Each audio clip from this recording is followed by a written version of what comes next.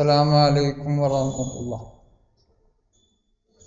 مرادي يا مرادي يا مرادي مرادي قدير الله مرادي وشوقي أنت يا قطب الزمان وجودي مظهر الله سلطاني. ആത്മാർത്ഥത, ഇഖ്ലാസ്, സിൻസിയറിറ്റി, വഫ. എന്താണത്? അതെങ്ങനെ നിർവചിക്കാം? പരിശുദ്ധ ഖുർആൻ എന്താണ് ആത്മാർത്ഥത എന്ന് ഒരു പദപ്രയോഗത്തിലൂടെ നമുക്ക് നന്നായി മനസ്സിലാക്കി തരും. മിൻ ബൈനി ഫർസിൻ വദമിൻ ലബനൻ ഖാലിസൻ സായിറൻ ലിശ്ശാരിബീൻ.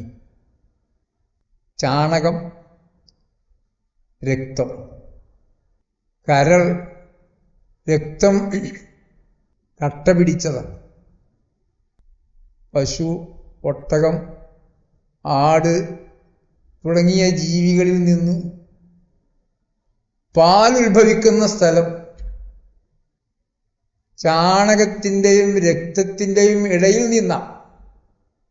എന്നാൽ ആ പാൽ ഖാലിസൻ സായിറൻ ലിശ്ശാരിബീൻ, ആ പാൽ ഒട്ടും കളങ്കമില്ലാത്തതാണ്. ചാണകത്തിൻ്റെ രുചിയോ നിറമോ മണമോ പാലിനില്ല. രക്തത്തിൻ്റെ രുചിയോ നിറമോ മണമോ പാലിനില്ല. കലരാനുള്ള എല്ലാ സാധ്യതകളുണ്ടായിട്ടും ഒട്ടും കലരാതെ നിഷ്കളങ്കമായി നമുക്ക് മുമ്പിലേക്ക് എത്തുന്ന പാലിനെ കുറിച്ചാണ് അല്ലാഹു ഖാലിസ് എന്ന വാക്ക് പ്രയോഗിച്ചത്. ഇത് തന്നെയാണ് ഹബീബായ റസൂലുള്ളാഹി സ്വല്ലല്ലാഹു അലൈഹി വസല്ലം തങ്ങളോട് ഒരു സ്വഹാബി വന്ന് ചോദിച്ചപ്പോൾ അവിടെന്നും പ്രയോഗിച്ച പദം ഖാലിസ് എന്ന് തന്നെയാണ്. റഅയ്ത റജുലൻ വസാ യൽതമിസുൽ അജ്റ വദ്ദിക്റ. നബിയെ, അവിടുന്ന് ഒരാളെ കുറിച്ച് പറഞ്ഞു തരണം. അയാൾ യുദ്ധം ചെയ്യുന്നു, അള്ളാഹുവിൽ നിന്ന് കൂലി പ്രതീക്ഷിച്ചുകൊണ്ടാണ് അയാൾ യുദ്ധം ചെയ്യുന്നത്. അതോടൊപ്പം ആളുകൾക്കിടയിൽ ഒരു നല്ല പേരും പ്രശസ്തിയും ഉണ്ടാകണം എന്നും അയാൾക്ക് ഉദ്ദേശമുണ്ട്. മാലഹു, അയാൾക്ക് എന്താണ് ലഭിക്കുക നബിയെ? അവിടുന്ന് പറഞ്ഞു ലാ ശൈഅ ലഹു, അവനൊന്നും ലഭിക്കുകയില്ല. വീണ്ടും സ്വഹാബി ചോദിച്ചു ഇതേ ചോദ്യം. സ്വല്ലല്ലാഹു അലൈഹി വസല്ലം ഇതേ മറുപടി ആവർത്തിച്ചു, ലാ ശൈഅ ലഹു, അയാൾക്ക് ഒന്നും ലഭിക്കുകയില്ല, അല്ലാഹു അത് സ്വീകരിക്കുകയില്ല. വീണ്ടും ചോദിച്ചു, ലാ ശൈഅ ലഹു എന്ന് സ്വല്ലല്ലാഹു അലൈഹി വസല്ലം വീണ്ടും മറുപടി പറഞ്ഞു. അവസാനം പറഞ്ഞു, ഇന്നല്ലാഹ ലാ യഖ്ബലു മിനൽ അമലി ഇല്ലാ മാ കാന ലഹു ഖാലിസാ. നിഷ്കളങ്കമായതല്ലാതെ അല്ലാഹു സ്വീകരിക്കുകയില്ല. അവന് മാത്രമായതേ അവൻ സ്വീകരിക്കൂ. അവനും മറ്റുള്ളവർക്കും കൂടിയുള്ളതാണെങ്കിൽ എനിക്ക് വേണ്ട, അവർക്ക് കൊടുക്കൂ എന്ന് പറഞ്ഞ് അല്ലാഹു തിരിച്ചയക്കും. ഖാലിസ്, കലരാനുള്ള എല്ലാ സാധ്യതകളും ഉണ്ടായിട്ടും ഒട്ടും കലരാതെ അള്ളാഹുവിൻ്റെ തൃപ്തി മാത്രം ഉദ്ദേശിച്ചുള്ളതാകുമ്പോഴാണ് ഒരു ഇബാദത്ത്, ഒരു സൽക്കർമ്മം ഖാലിസാകുന്നത്, നിഷ്കളങ്കമാകുന്നത്. അതിനാണ് ഇഖ്ലാസ് എന്ന് പറയുന്നത്, ആത്മാർത്ഥത എന്ന് പറയുന്നത്. ഇതാണ് സഹോദരങ്ങളെ ഗൗരവപൂർവം നാം ആലോചിക്കേണ്ടത്.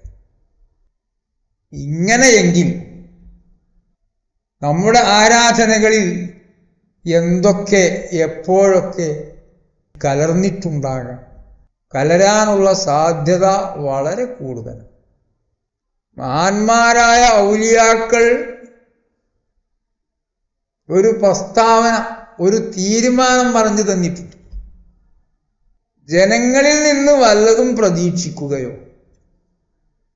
ജനങ്ങളെ പേടിക്കുകയോ ചെയ്യുന്നവന് ഇഖ്ലാസ് ഉണ്ടാവുകയില്ല, ആത്മാർത്ഥത ലഭ്യമാവുകയില്ല. അവൻ നിസ്കരിക്കുമ്പോൾ, നോമ്പനുഷ്ഠിക്കുമ്പോൾ, ദുആ ചെയ്യുമ്പോൾ അവൻ ജനങ്ങളെ ശ്രദ്ധിക്കും. അവരെന്നെ എങ്ങനെയാണ് വിലയിരുത്തുന്നത്, എന്നെക്കുറിച്ചുള്ള വിചാരം എന്താണ്? ഈ വക ചിന്തകൾ കയറി വരുമ്പോൾ നിസ്സംശയം ഇഖ്ലാസ് നഷ്ടപ്പെടും. നിഷ്കളങ്കമായ അമൽ ആവുകയില്ല. ഇതിനെന്താണ് മാർഗം? ഈ ഒരവസ്ഥ ഉണ്ടാക്കി തീർക്കാൻ ഇസ്ലാം കാര്യത്തിൽ നിന്ന് ആദ്യത്തേത് കൊണ്ടാണ് ഇഖ്ലാസ് ഉണ്ടാക്കേണ്ടത്. നാലും നന്നായി ചർച്ച ചെയ്യാറുണ്ട്. നിസ്കാരത്തെക്കുറിച്ച് ചർച്ചകൾ നടക്കുന്നു, പഠനങ്ങൾ നടക്കുന്നു, ക്ലാസുകൾ നടക്കുന്നു. സക്കാത്ത്, നോമ്പ്, ഹജ്ജ് എല്ലാം തഥൈവ. ആദ്യത്തേതിനെ കുറിച്ച്, ഷഹാദത്ത് കലിമയെ കുറിച്ച് ചർച്ചയില്ല. അതിൻ്റെ ഷർത്ത് ഫർളുകളില്ല. അത് നിരന്തരം ഉണ്ടാകേണ്ട സംഗതി. ഏതൊരു ആരാധനക്കും അടിസ്ഥാനപരമായി ഒന്നാമത്തെ ഷഹാദത്ത് കലിമ വേണം. ഇഖ്ലാസ് ഉണ്ടാകുന്നത് ആ ഷഹാദത്ത് കലിമയിൽ നിന്നാണ്. അതെങ്ങനെ? അത് യോഗ്യനായ ഒരു ശൈഖിൽ നിന്ന്, റസൂലുള്ളാഹി സ്വല്ലല്ലാഹു അലൈഹി വസല്ലം തങ്ങൾ വരെ ശൃംഖല ചെന്നെത്തുന്ന ഒരു ശൈഖിൽ നിന്ന് ആ പരിശുദ്ധമായ കലിമത്തു തൗഹീദ് സ്വീകരിച്ച് അതിൻ്റെ അർത്ഥം മനസ്സിലാക്കുകയും ഉൾക്കൊള്ളുകയും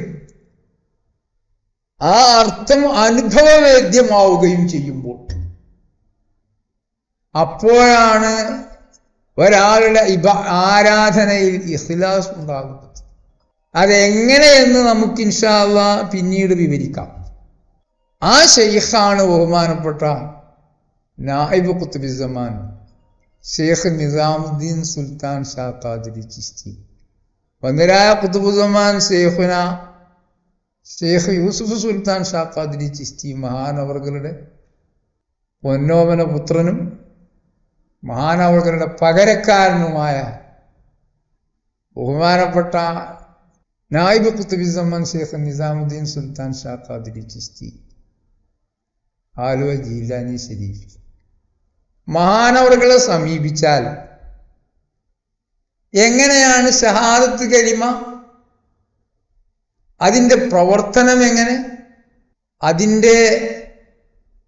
അതിനെ തുടർന്നുണ്ടാകുന്ന മാനസികാവസ്ഥകൾ എന്തൊക്കെ, എങ്ങനെയാണ് അതുവഴി ഇഖ്ലാസ് നേടാനാവുക, അതൊക്കെ അനുഭവിച്ചറിയാൻ കഴിയും സഹോദരങ്ങൾ. ഇൻഷാ അല്ലാഹ് അള്ളാഹുവിൻ്റെ മഹത്വം, ഹബീബായ മുഹമ്മദ് മുസ്തഫ സല്ലല്ലാഹു അലൈഹി വസല്ലമയോടുള്ള യഥാർത്ഥ സ്നേഹം, അതെല്ലാം നമ്മുടെ മനസ്സിൽ രൂഢമൂലമാകും. ഇഖ്ലാസ് രൂപപ്പെടും. അള്ളാഹു തൗഫീഖ് ചെയ്യുമാറാകട്ടെ. അസ്സലാമു അലൈക്കും.